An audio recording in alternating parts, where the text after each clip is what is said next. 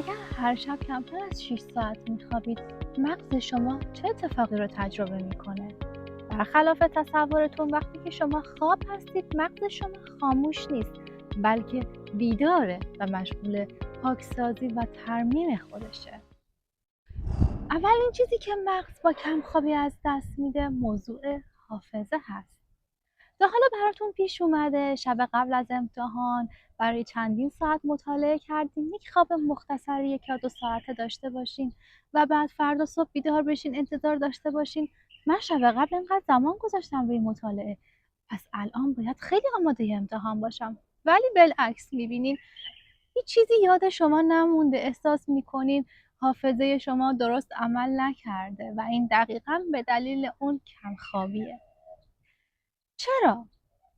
وقتی که ما اطلاعات زیادی رو وارد مغزمون میکنیم، مغز نیاز به خواب داره برای اون اطلاعاتی که وارد شده رو تثبیت بکنه. خب ما میایم خواب رو ازش میگیریم، در نتیجه مغز هم میاد حافظه رو از ما میگیره.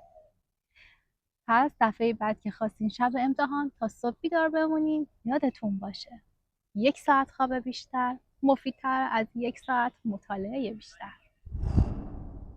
اما خواب فقط برای حافظه ما نیست. پس بریم سراغ یکی از عجیب ترین چیزهایی که درباره مغز انسان کشف شده.